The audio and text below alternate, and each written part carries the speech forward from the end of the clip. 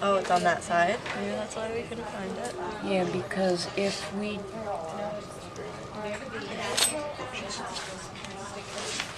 Part of the reason you couldn't find it because you didn't have your kidney in the right spot. Okay. Okay. Here is your ovary. Okay. That's the oviduct. That's where fertilization takes place. Here's our uterine horn. There's the body of our uterus. Now, the vein would be an ovarian vein, and can you see this little snicky piece right there? Yeah. That's it. Oh my goodness. I know. Why isn't it blue? Because it is partially blue there. Okay. They figured that's as good as it gets. Yeah, I guess. Okay? So the ovarian vein on the left only goes to the renal. The other one, right here, goes right to her ovaries. So that would be the one on the right. Make sense? Yeah. It makes sense now. Okay, so now there's our renal there. Now our adrenal lumbar is going to be that guy. See the vein running right over the surface? That's how you found your adrenal gland anyway. Then this will be the artery of the same name. Then the renal artery will be here, renal vein will be here. Then inferior vena cava. Here's iliolumbar, both artery and vein. Then for arteries, we're going to go external iliac, common iliac, internal, and see the piece right in the center? Right there. That one doesn't want me to pick it up. Okay, that one is caudal or median sacral. Then external perforates the abdominal wall and will send off deep femoral. Then we send off, then we're going to do femoral. Okay? When the veins happen, you're going to have the inferior vena cava come down. You've got iliolumbar. Then what you're going to have is you're going to have an internal iliac right there. It's pretty low and pretty deep, and sometimes pretty hard to find. Yeah. Okay, anything after that is internal, then we do deep femoral, and saphenous. The only other one you need for arteries would be up here a little bit higher. So we now are on the abdominal aorta. See it? Okay. First branch off, celiac trunk. Coelom referring to belly. Then it splits 3 different ways. We're going to have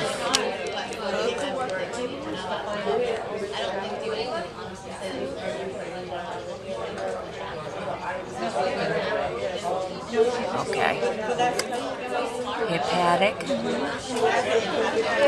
gastric, and splenic.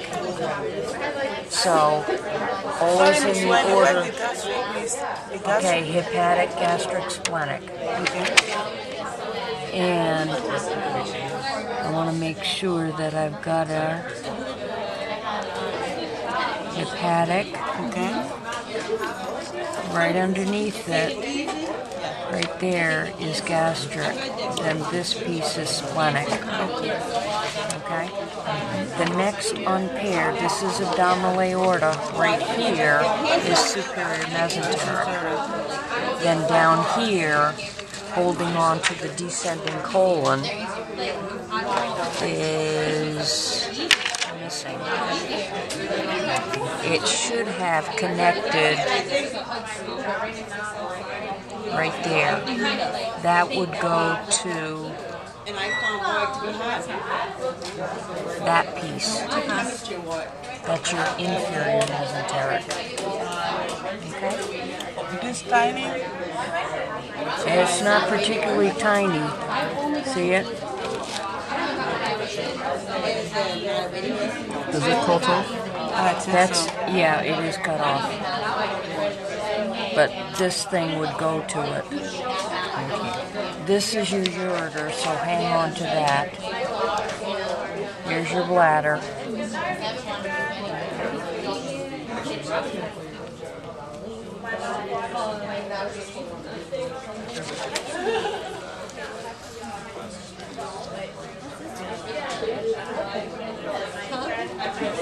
And right there is the beginning of your urethra, or her urethra.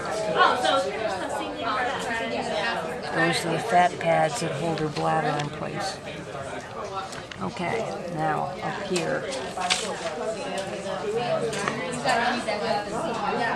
Aortic arch, brachiocephalic.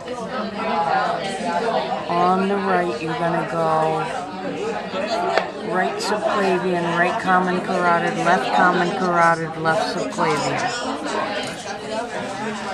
So the two subclavians would be lateral. The two carotids would be medial. But in the human, you would have the left common carotid coming off by itself, but you don't have that here. Okay. So, after we do subclavian, you're going to have a little tiny branch that's already been cut right there. That would have been the vertebral. Remember I said something about a vertebral in class? It's going to go down and then upward to deliver blood to the head and the brain. Then Mrs. Montgomery wanted a costocervical, which would be that one. Get over it. Next one would be subclavian to axillary and then to brachial. Okay? That's pretty much it. Azygos, if you need the vein, is right here. Are these going to be tagged? Freshly dissected, I hope. Oh, great. And this is your inferior vena cava. If the liver is chunked, like this, see the vein? That's the hepatic vein. Okay? Thank you. Thank you.